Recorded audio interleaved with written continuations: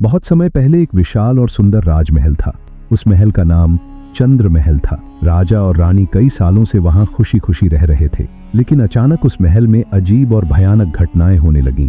लोग कहते थे कि रात के समय वहां अजीब सी परछाइयां दिखाई देती हैं और किसी के चीखने की आवाजें सुनाई देती हैं। राजा को भी यह सुनकर चिंता होने लगी, क्योंकि राजमहल में काम करने वाले बहुत से नौकर और गार्ड डर के मारे वहां से भाग चुके थे। राजा ने अपने सबसे वीर और बुद्धिमान सैनिकों को बुलाया और उनसे इन घटनाओं की जांच करने के लिए कहा। सैनिकों ने रात में राजमहल के चारों ओर गश्त लगाई, लेकिन वे भी अजीब घटनाओं का शिकार हो गए। कुछ सैनिकों ने दावा किया कि उन्होंने एक सफेद साया देखा जो दीवारों के अंदर गायब हो गया।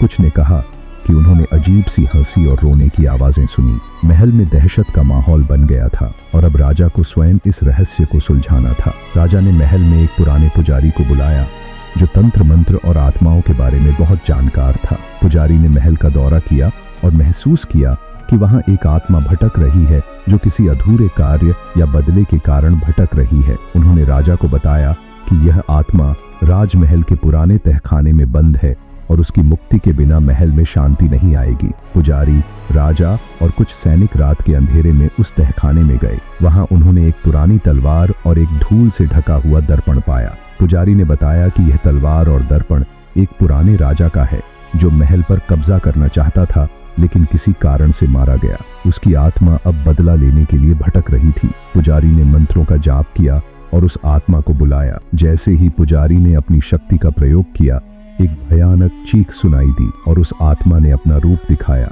उसने राजा से विनती की कि उसे उसकी तलवार के साथ अंतिम संस्कार की अनुमति दी जाए ताकि वह मुक्त हो सके। राजा ने आत्मा की बात मानी और उसकी तलवार को सम्मान पूर्वक अंतिम संस्कार में शामिल किया। जैसे ही यह कार्य पूरा हुआ, आत्मा ने राजा और पुजारी को धन्यवाद दिया और प्रकाश में विलीन हो गई। इसके बाद चंद्र महल में कभी भी किसी भूतिया घटना की चर्चा नहीं हुई। राजमहल फिर से शांत और सुखद हो गया और राजा और रानी ने वहां अपनी प्रजा के साथ सुख शांति से जीवन बिताया। इस कहानी से यह सीख मिलती है कि हर आत्मा को शांति की आवश्यकता होती है।